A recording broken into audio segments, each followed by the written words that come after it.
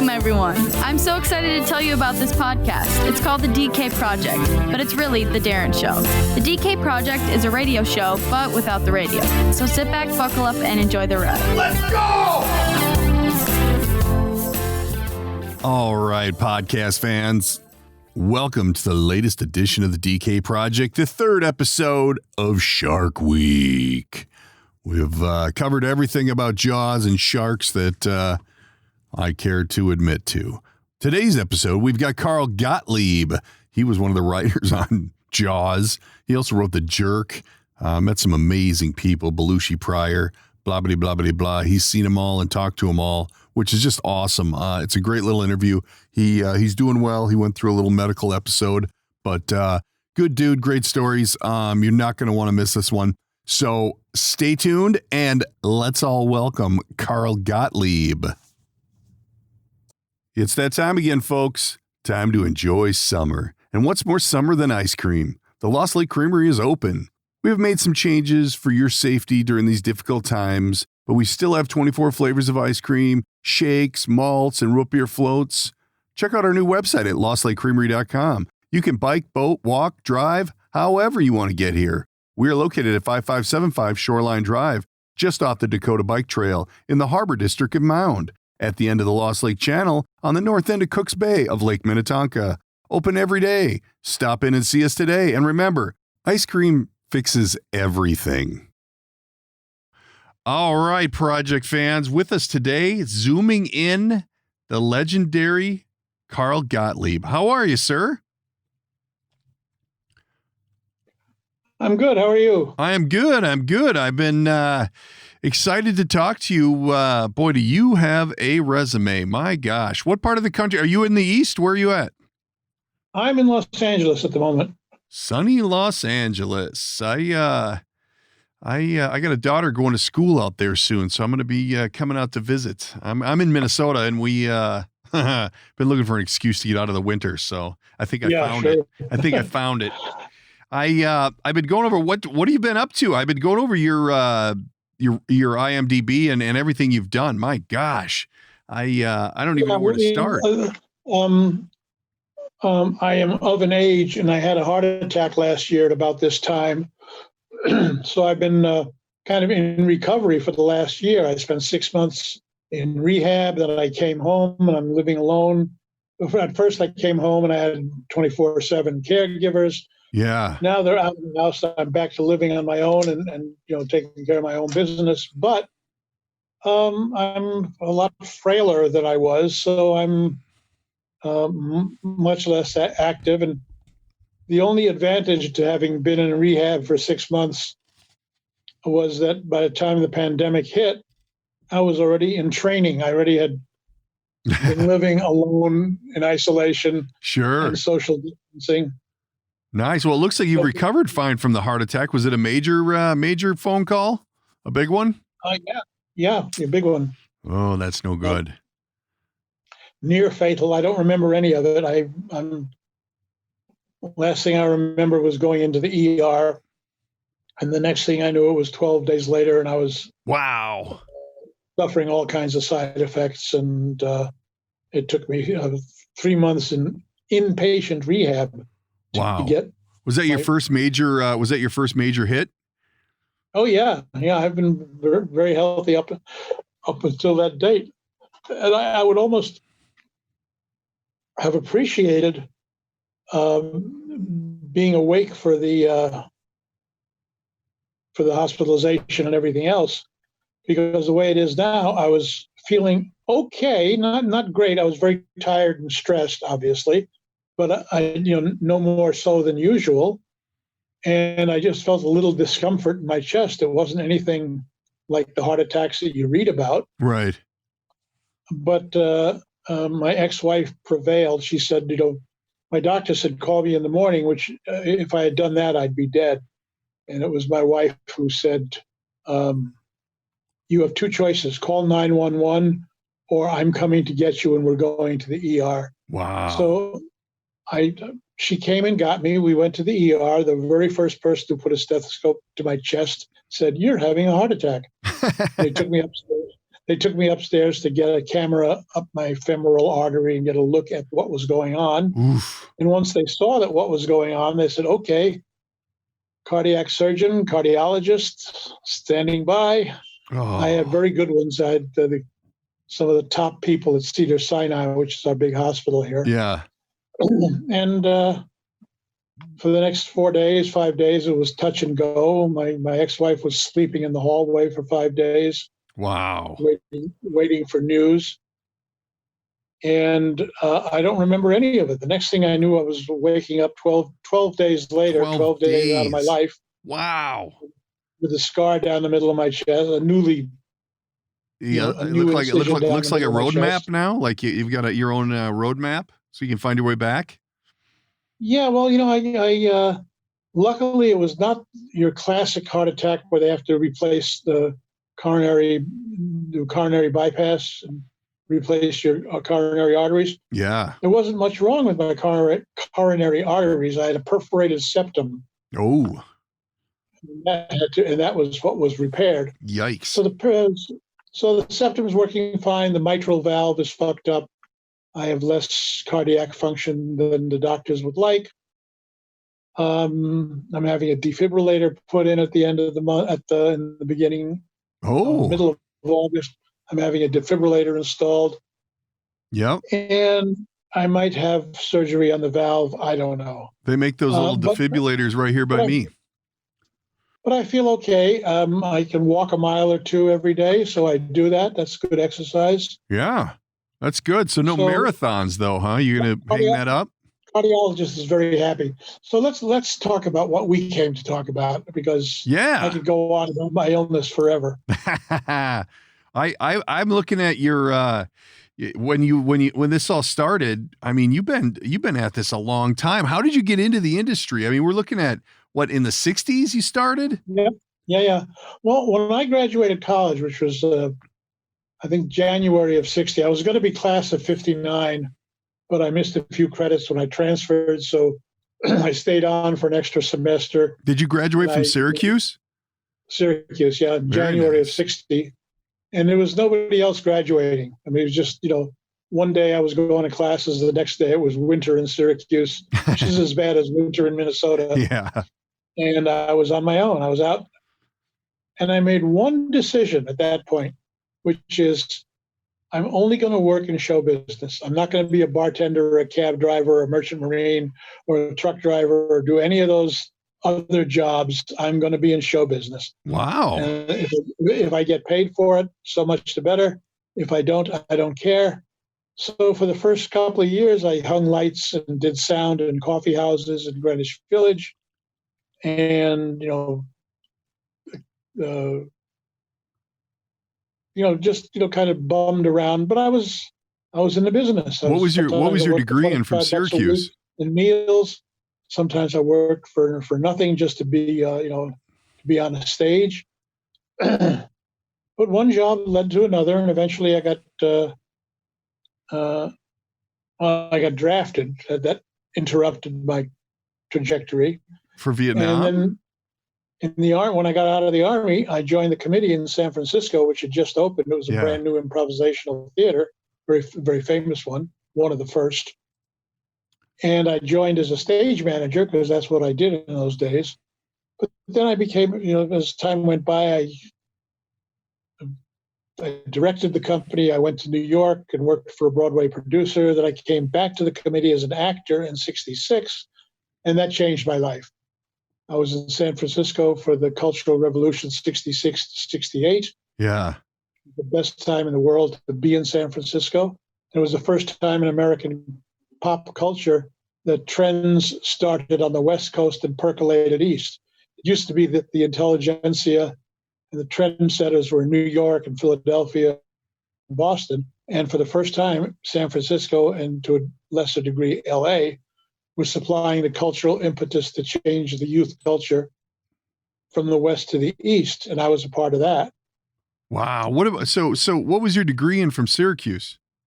A theater and journalism, Okay. dual major in drama and journalism. So I've always been in the theater or writing about the theater. when I was in high school, I thought I'd be Brooks Atkinson. I wanted to be a drama critic. So when did you start getting paid? Like when was like your first real, this is going to work? When I was stage manager for the committee, that was an Actors Equity company. I was an equity stage manager. So okay, that's because there were some big names that came through there, wasn't there? Pardon? The committee, there was some good actors that came out of that, wasn't there? Oh, yeah. My classmates were Howard Hessman and Barbara Boston, who married Steve Bochco, and Lee French, who was on the Smothers Brothers show first. And then in '68, we were so successful in San Francisco, we opened the Los Angeles company, and I came to L.A. And if you were performing in L.A., and we had a 300-seat theater, and we did 6 nights a week. Wow. We were seen by a lot of people. So Robert Altman cast me in MASH, and then the Smothers Brothers hired me as a writer for the Glenn Campbell Summer Show with a bunch of other new writers, including Steve Martin and Rob Reiner and Alan Bly and Chris Beard and Mason Williams and Lorenzo Music. Wow. And then we won an Emmy for the Smothers. Then we got hired straight from the Glenn Campbell show to do the Smothers Brothers Comedy Hour on CBS, and we were simultaneously canceled and won the Emmy. So, and then from there on, it was just one job to another. I worked in variety television. I was a story editor of The Odd Couple. Well, you saw the IMDb. Yeah. I got a bunch of questions for you here. How was Glenn Campbell? I mean, I'm a big fan of Glenn Campbell. Is he all he's cracked up to be? Then, yes. I mean, the saddest thing in the world is the last documentary he did, where he was suffering from Alzheimer's. Yeah. And it's obvious in the documentary that he's losing his mind. Yeah. He's not losing his technique. He can still play the ass off the guitar. Yeah.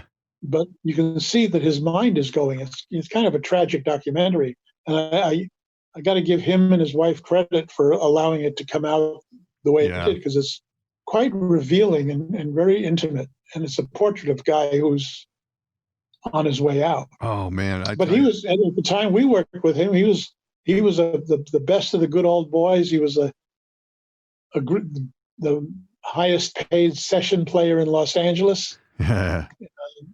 Wow. He was a beach boy. He played on everything. He was part of the Wrecking Crew with Hal Blaine. Wow. And what did you do, like a variety show with them then? Yeah. That was the golden age of variety shows. So it was Glenn Campbell, The Fifth Dimension, Carol Burnett, Red Skelton, Laugh-In. There were a lot of comedy variety shows. And you had a good run with the Smothers Brothers, right? What's that? The Smothers Brothers. You had a good run with them, right? Like you did a lot of stuff with them. Well, I did the final season. They were on the air for 3 seasons. The final season was the one that won the Emmy. Okay. And then we got canceled because of network difficulties. Right. But it was great because we got paid for a 13-show pickup, even though we never had to write the shows. Nothing wrong with that. Nothing wrong with that at all. And because I was in television, I moved on. I did 4 Flip Wilson specials where I worked with Richard Pryor. How was that? Willie Clinton, Peter Sellers, and I had a really good run. And by 71, 72, well, then I took a year off to do commercials, year and a half. Yeah. And then when I came back from doing commercials, I did a Richard Pryor movie, Which Way Is Up? And then how was Richard Pryor? Then I did The Jerk. So if I was a Jeopardy category, it would be his hits begin with a J. How is Richard Pryor? Great. I mean, I loved him. We got along great. That was right during his heyday, right then, when you were doing that. Well, he was in his manic depressive period, and when I met him, he was manic and cleaned up. He was dating Pam Grier. Yeah. And she had him on an exercise regimen, and he was very healthy. And then he started drinking and snorting, and he got in one of the special. I did 4 Flip Wilson specials, and Richard was a guest on 2 of them. And on the second guest shot, he got into a fight with an NBC page, and I had to break it up. So I was subpoenaed by both sides. Oh, wow. For the insurance struggle. Wow. You got to write a book. Anyway. Haven't you written a book yet? Yeah, everybody says that. And then you got into The Jerk. I was doing a show called Music Scene, which was worked with every rock and roller in the business.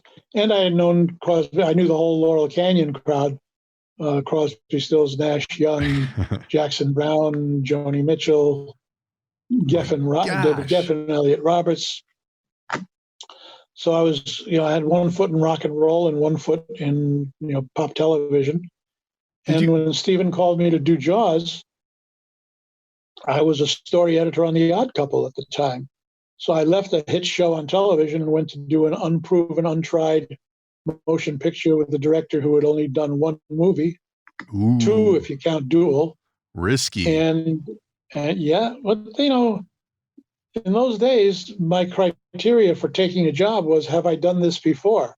Right. Now, if I just stayed in television, I probably would be, a billionaire, because I might have created a show and owned it, and then I could have been Seinfeld or Larry David or one of those people. Yeah, yeah. Or Chuck Lorre or somebody. But I like to think. But I never did. I never did that.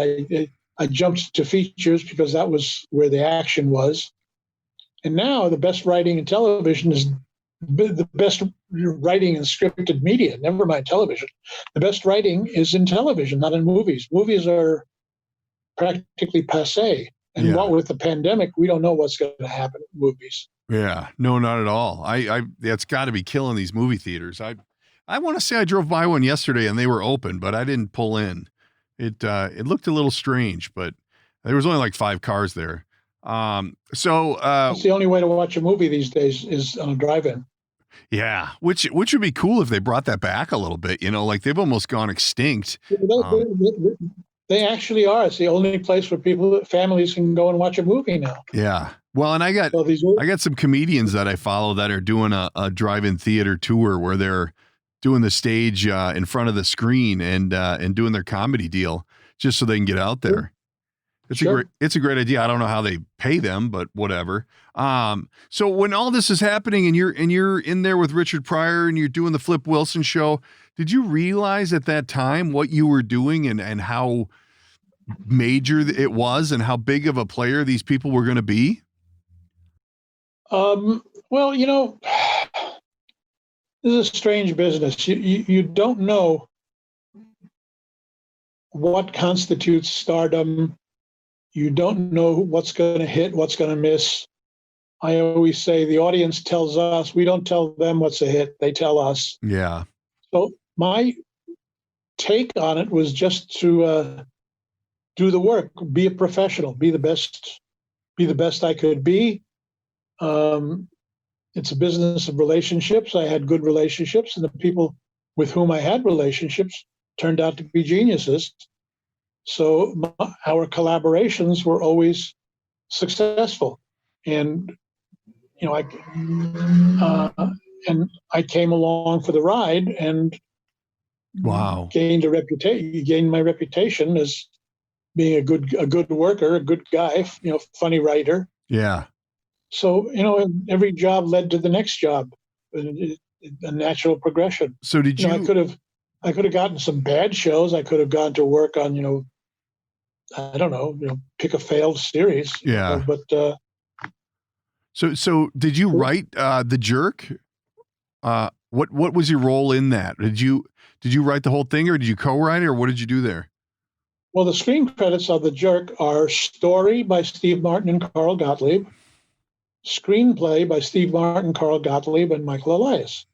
Steve and I wrote the original first couple of drafts, and then they were going to Paramount.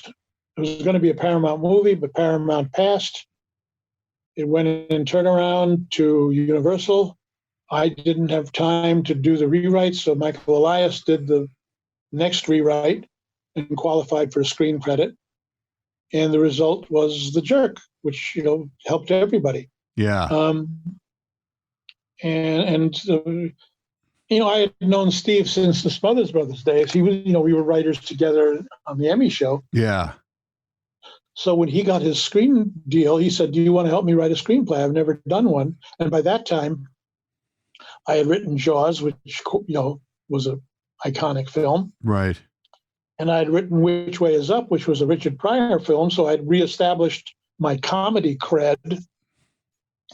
So nobody objected. Everybody thought it was a good idea to work with Steve, including me and Steve. Yeah.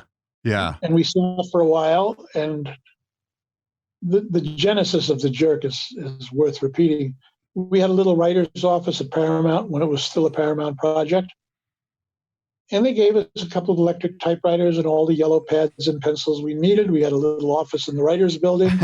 We'd show up every day and just look at each other and say, "Well, what about?" And then it would. Oh man, that had to be so fun. Couple of weeks went by, and we had the tyranny of, it could be about anything we wanted, and we didn't know where to begin. Wow. Then Steve said one day, "My manager thinks it should be about money because everybody's interested in money." So we said, "Okay, money." And we sat for another week, and then Steve once said, in conversation, he said, "Well, there's a line in my act that always gets a laugh, even when the act is failing. This joke is kind of surefire." I said, "Well, what is it?" He said, "I was born a poor black child." And something lit up, and one or both of us said, "All right, what if you were born a poor black child?" And we started writing the first scene of wow. Not the first scene of the movie, but we started writing the first scene in the sharecropper's cabin in the Mississippi Delta, where Steve is a member of the black family, and they're singing the blues, and Oh wow. It's where he learns he's not black. How long did it take you to put that thing together, to get it? Oh, well, once we got started, it went very quickly. Yeah. And in the meantime, at the same time, I directed a short subject with Steve called The Absent-Minded Waiter, which was nominated for an Academy Award. I was going to say that was a pretty big deal too, wasn't it? Yeah. Yeah, that was that was wow. Do you still stay in contact with smart Steve? Idea, because Steve, at that point, Steve was only a up-and-coming comic. He had done a couple of shows in big theaters, 2,000-seat venues, and sold them out. So he was clearly, a rising comic. Wasn't doing stadium shows yet, but the producer at Paramount had faith in him and gave him a 3-picture deal. Wow. And he said, "We're going to produce a short subject with you, and we'll attach it to a Paramount product, give it to the exhibitors for nothing, and it'll establish you as a screen presence." In the old days, we would have put you in a couple of B movies in the studio. We could have brought your career along, right, in a different kind of way. But now we'll do this short. We'll put it out with, I think, Grease or Towering Inferno is what big Paramount picture. Wow. So they made the short. I directed it because there was a feeling that if we did the movie, I would direct the movie. Right. But we did the short, nominated for Academy Award, and then Paramount had a change of regime. The project was shit canned. They took it over to Universal, who were happy to get it, and the screenplay evolved in a different direction with Michael Elias, and became a hit too. So wow. Everybody wins. How did the you were doing the Flip Wilson thing, and then did you just do one episode of Saturday Night Live? Yeah, I did a couple of episodes. I was in one of I wrote a couple of sketches for them, for the film pieces that Jimmy, what's his name? There were some film pieces that they used to roll in film bits. I wrote a couple of those. I appeared as a guest in an Albert Brooks short film for Saturday Night Live. So that's and I knew Lorne Michaels because he had been the producer of the first Flip Wilson special. Ah, there you go. Okay. He asked me to come to New York to do, in 75, 74, he asked me to come to New York to do this new show that he was developing that was going to be all live. And he offered me the Herb Sargent. Was it Herb or Albert Sargent? Anyway, the guy who was the older head writer for Saturday Night Live the first 5 years. Okay. Sargent, Herb Sargent. He offered me that job. But by that time, I had 2 feature films to my credit, including Jaws. So I figured everybody in television in those days wanted to be in movies. So I was already in movies, so I passed on the opportunity. But I stayed friends with Lorne and did those little guest shots and things. And yeah, wow. And you did. And by 75, everybody in Saturday Night Live was coming out to LA to be in the movies, and I was already here. So right. And that's when I became friends with Belushi and Chevy Chase. And wow. Did you do anything with them? Have you done anything with them? Yeah, I did a Chevy Chase special just as a comic actor, and I supplied Belushi with drugs for a while. Is that on your resume? Well, no. He'd come stomping into the house at about 3 a.m. Got any coke? Yeah. And then he'd say, got any Valium? I got to come down. And then he'd leave. And then my wife said, John, you come over here, you get us high, you get us wired, and then you leave. Now we're awake. We can't go back to sleep. And we were entertaining you. We were having a good time. And then you leave. You go back to the Chateau Marmont at 5 a.m. And we're stuck here. So, fuck you. You're going to come and do drugs. Sit with us for a while, Yeah. How was he? Was he as crazy as they make him out to be? John was a force of nature. Yeah. That's interesting. And he spun out of control at the end. It was very unfortunate. Yeah, that happens a lot in your world. I think a lot of big presence people do that. It's unfortunate, but it happens. I also see on here that you've got the Bob Newhart show. Yep. I mean, you've been on everything. That's a big show. That was huge. Yeah, it was. I did it as an actor, and then I think I wrote an episode with a writer named George Yannick. Yeah. So what out of all these people and places and shows and movies that you've been in, what was your favorite one to work on? What was like the one that you is most memorable for you? Well, I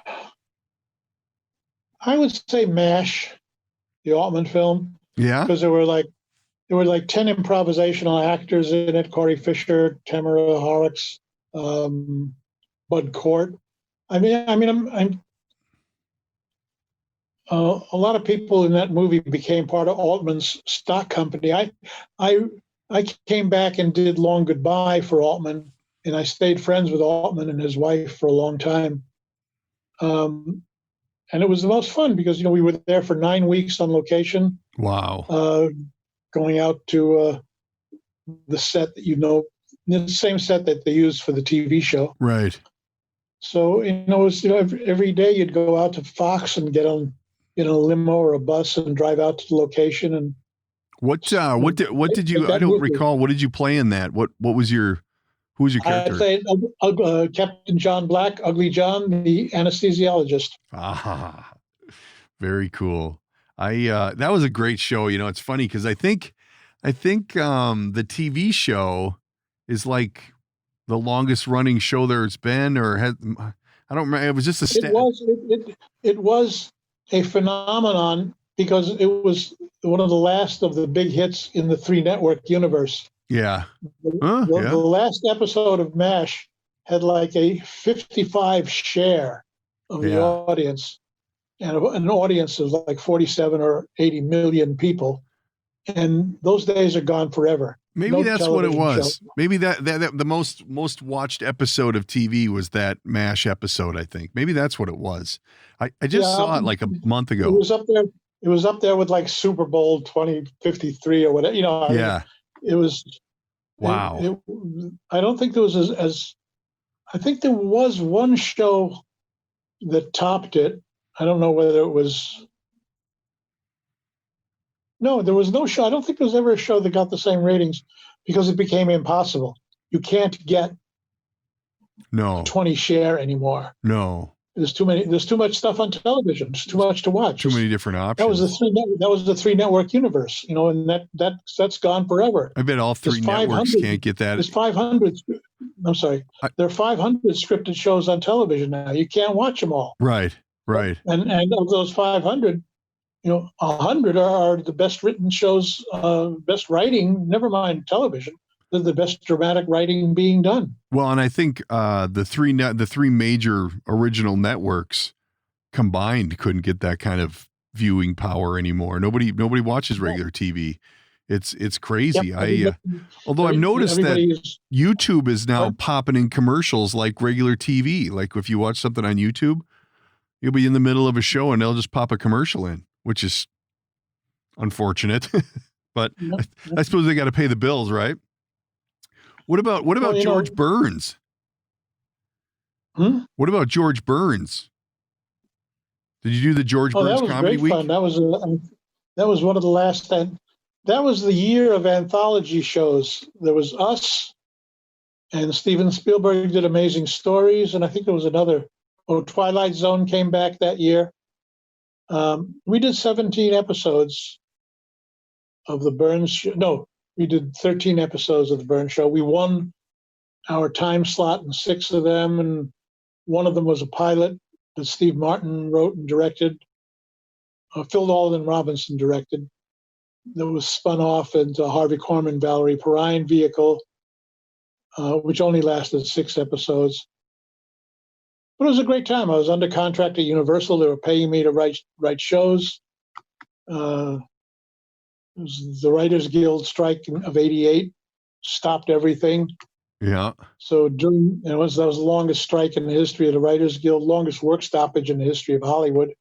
That was the year there were no new shows in September. Yeah. And that's when reality programming got its start because there was nothing to put on television. Now it's taken over.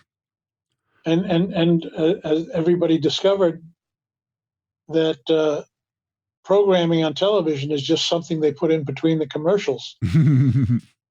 So there you go. But I got to direct. I produced them all. I directed 3 or 4 of them. I had a great time. I had great casts. Great shows. So now they've got the 45th anniversary of Jaws coming up. What do you got in your pocket for that? Anything exciting? Well, I'm doing like a couple of these a week. These podcasts. Yeah. Everybody's using for the 45th anniversary as a hook. Yeah. So I'm happy to be recognized as a writer and an actor in the show. So I do these, and I pray that everyone's read my book.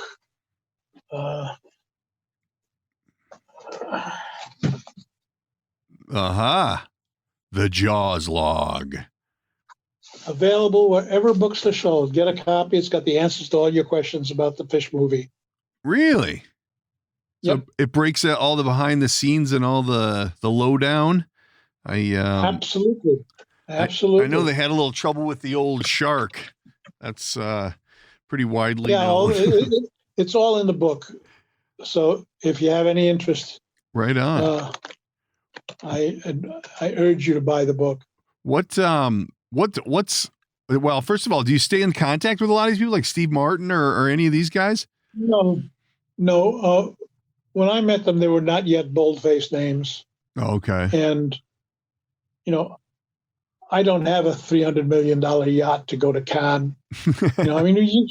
You move, when you achieve the success that's both Steves achieved, it's hard for your old friends to stick around. Yeah. It's a familiar trajectory. I don't blame anybody, because what happens is when you hit that kind of success, your old friends, they can't afford to keep up. If you say, let's go to Cannes for the festival, people have jobs, they have families, they can't buy a round trip ticket to Europe. And even if you say, come on to Cannes, I'll buy your ticket, I'll pay for the hotel. Then you get there and you're beholden to somebody. And eventually what happens to all those people, they go through a phase where, and if they're lucky, they have a spouse who loves them.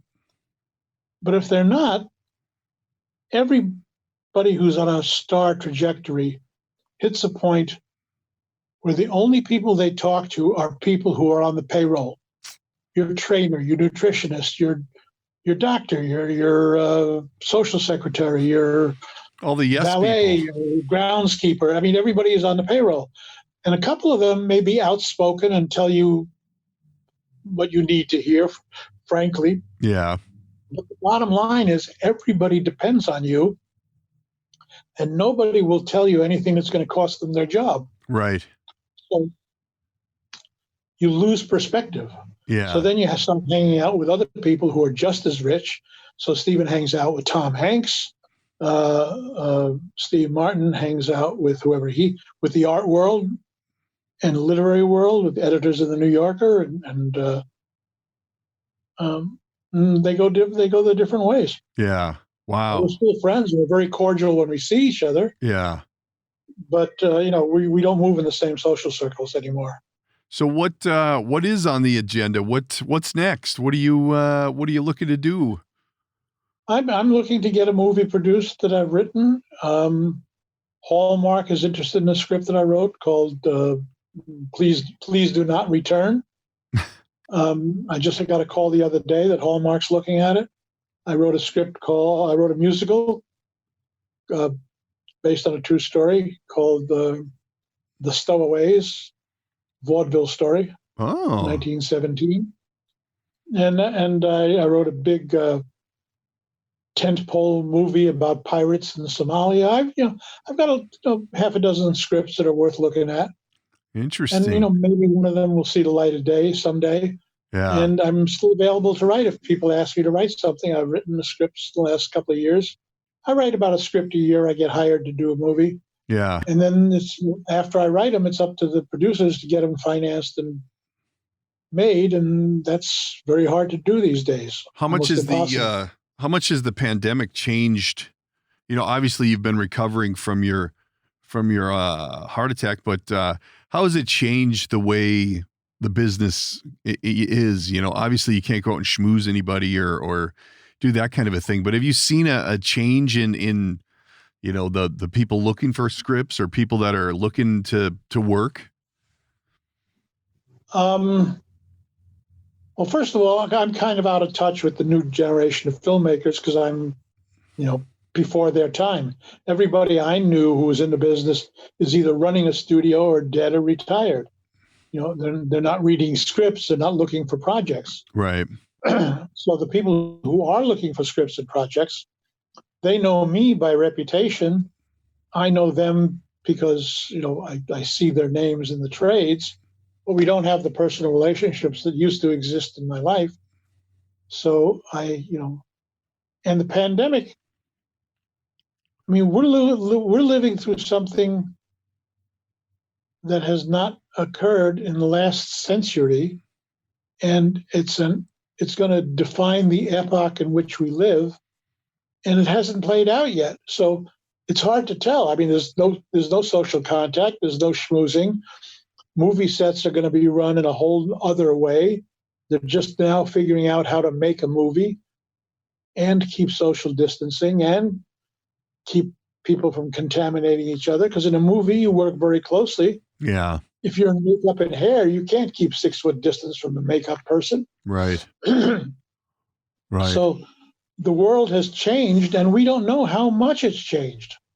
All we can do is go by our personal experience, which is unlike anything in anybody's experience. Nobody has been through this. Right. You and I are sitting here pretending life's normal, but, we're white and we live in a world of privilege and isolation. And we're not subject to the same pressures as, we can have food delivered. We can have, That's true. We can have medical appointments that we can be driven to. They're doing them online now. You don't even need to go. They'll just zoom on in. Have you been going out at all, or are you staying pretty hunkered down? No, I mean, I went to visit some friends. We sat 6 feet apart on their front lawn and watched the bunnies on the grass. But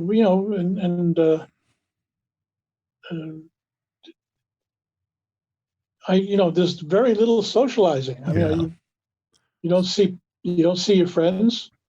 You don't. There's no crowds. There's no parties. There's no gatherings. There's nothing that made life rich and rewarding. How do you keep from going cuckoo then? Like I say, I had 6 months of training when I was recovering. Yeah. And a lot of people are going cuckoo. The only people who are managing is the new generation, people who grew up since in the 21st century, who don't find anything remarkable about online contact and Zooming and texting and doing everything online, because they do that all the time. Yeah. But that's not how I was raised. I'm comfortable with computers. I've had a computer since 1987. I'm computer literate. Doesn't prevent me from having glitches, but so I'm okay with computers. But well, there's a lot of people that don't want to leave anyway. A lot of the younger kids, they try to separate themselves as much as possible anyway. Yeah, well, the millennial group. Good luck for them, because I have a feeling that they will grow up without any knowledge of the world. Yeah, no, I totally agree. That's hitchhiking through Europe, driving a VW bus from Amsterdam to Kathmandu, Nepal. Wow. Across Afghanistan. You could do those kind of things in those days. Yeah. You could do everything. Wow. No more. Why aren't you writing a book? Too much work. You got to remember, there's 2 kinds of writers. There are habitual writers who get up in the morning and just have to write. Stephen King is one of them. Okay.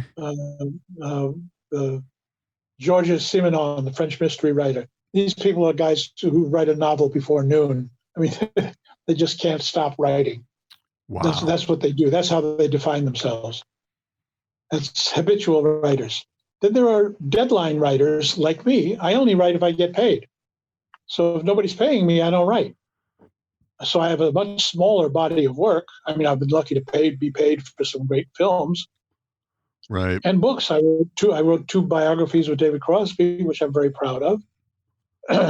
So yeah, but I think it would pay off in the end. I mean, I think the stories you could tell, boy. Yeah, it would. But having written, I can tell you, writing is lonely, painful work. It's not fun. George Bernard Shaw is often quoted as saying, Mr. Shaw, do you like writing? And his reply was, I like having written. When it's done. Yeah. Interesting. While you're in the process. I couldn't even imagine, but the stories that you have to tell, I mean, you've interacted with a lot of people that, I think it would be a massive deal. That's very interesting. Richard Pryor, Steve Martin, I mean, these guys, did you ever do just straight up comedy, stand-up comedy, hit the stage and throw yourself out there? Well, I was in the committee for 4 years as a performer and a director. So that was the best show business time of my life. It's going to the theater every night, doing a set show for a big audience, and then taking suggestions and doing an improvised show as a second show 3 times, twice a night, 5 nights a week, 3 times a Saturday, 13 shows a week, and being creative every night. Man. That was the best time there was. That'll build some chops right there. That is. Yeah. I mean, if I calculate that a joke is going to work when I'm writing it, chances are it'll work when somebody performs it, whether it's me or someone else. Because I kind of know what's funny. Yeah. Yeah. Wow. You're not working on any TV shows right now, are you? No, it's too much work. I don't have. No, I mean, rewrite night goes, from Thursday at 3 p.m. till 3 the next morning. Yeah. And I don't have the time. My health won't permit that. Yeah. Wow. Wow. How exciting. Basically, I have to concede that I am now older and frailer than I've ever been. So I don't know. You seem pretty sharp to me. Slowly. I know this. This way I'm terrific. Everybody who sees me on the tube thinks I'm fabulous, and it's a convincing appearance. But trust me, when you sign off and I go back, I go down the stairs in my apartment very carefully, and I sit in a big chair with my feet up and the daily newspaper, and I kill time until I go for a walk or have lunch at 4 p.m. or 5. Then I watch television, and you're still fully living by yourself? Just you? I love living I've lived by myself for 40 years. Yeah. Wow. That's. I'm telling you, you wouldn't know that you had had an episode if you wouldn't have brought it up. I mean, but I haven't seen you run a marathon yet either. No. Well, that may not happen. You probably will not see that. Well, listen, sir, we have to wrap this up. I can't thank you enough for all the time, man. You are a very interesting cat, and I think we may have to check in on you down the road here and do a little follow-up and see how you're doing, because I've really enjoyed talking with you, and I think the fans of my podcast are really going to get a lot out of it. You really have some stories to tell. I'm going to keep pushing you for that book because I think it's a great idea. So you take care, and we thank you so much for the time. And like I said, we'll check in on you somewhere down the road, sir. Okay, take good care of yourself. All right, thanks, man. I'll do the same. Bye. Right. Thank you. Bye now. That's it. That's the end. That's a wrap. Read the shtick. That's a wrap for today's episode. Don't forget to subscribe and tell all your friends. If you'd like to reach out, you can use the studio line at 612-504-6500 or by email, thedkprojectpodcast@gmail.com. And of course, there's always social media at the DK Project Podcast. Thanks for tuning in.